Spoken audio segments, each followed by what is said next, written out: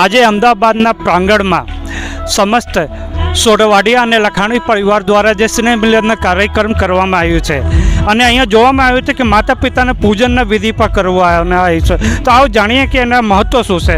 પરિસ્થિતિ સમાજની અત્યારે બગડી રહી છે અને આ અનુસંધાને આ અમારી કમિટી જે છે એની અમારી મિટિંગ થઈ હતી અને આ યુવાનોને આપણે એક પ્રપોઝલ મૂક્યું કે ભાઈ આવો વડીલો વંદના પ્રોગ્રામ આપણે રાખીએ તો બીજા જે પરિવાર છે એને આનો ઉત્સાહ મળે અને એ કંઈક શીખે એમાંથી અને પ્રેરણા મળે એને. એટલા માટે અમે આખો પ્રોગ્રામ નક્કી કર્યો છે અને આ સોઢવાડિયા અને લાખાણી પરિવારે આ જે આખો પ્રોગ્રામ તૈયાર કરેલો છે અને રાખ્યો છે.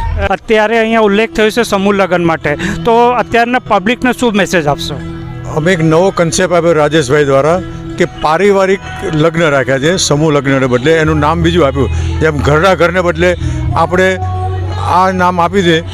આનાથી શું થશે કે જે દીકરીના મા બાપ પોતે પૈસા ખર્ચી શકતા નથી, વ્યાજે લાવે છે, એ દીકરીને આ સમાજ દ્વારા, એટલે કોઈ પણ સમાજ કરે પણ અમે ખાસ કરીને ચોટવડિયા અને લાખાણી સમાજ દ્વારા આ રીતે જો દીકરીને કરિયાવરમાં આપીશું તો એનાથી બીજાને પ્રેરણા મળશે, દેવામાંથી બચશે અને જે રૂપિયા બચે એ દીકરીના માતા પિતા છે એ દીકરીને અમે એફડી કરાવશે તો એ દીકરીને કાયમ માટે કામ લાગશે.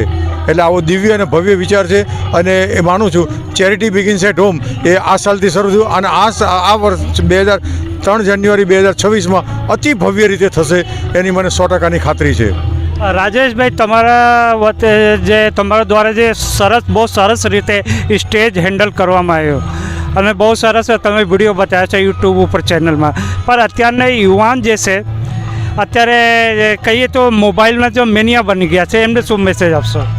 સૌથી પહેલો મેસેજ તો એ આપું કે અત્યારે માણસને, કોઈ પણ માણસને જીવવા માટે આધુનિક ટેકનોલોજી, સુખ સગવડ અને સંપત્તિ એની કોઈ કમી નથી, પણ માત્ર જીવનમાં કોઈ જો ઘટતું હોય ને તો એ સમજણ ઘટે છે અને સમજણ ઘટવાને લીધે બીજા બધા છે આવરણો ઊભા થાય છે. જેમ કે મોબાઈલ છે આપણને આપણા ઉપયોગ માટેનું ડિવાઇસ છે, પણ એનો જો બિન ઉપયોગ કરીએ તો એ દુઃખનું રૂપ છે. એટલે જે કોઈ વસ્તુ છે જીવનમાં અતિરેક થાય તો અતિરેકથી માણસ હંમેશા દુઃખી થાય છે, ક્યારેય સુખી નથી થતો.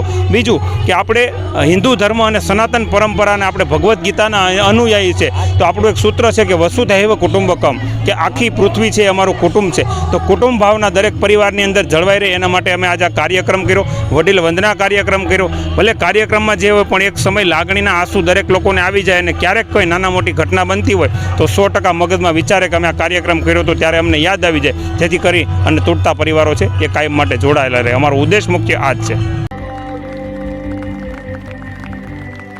એક નાનકડું એવું બાળક હોય માટે કટું કોણ ખાતું, મહાહિતવાણી દયા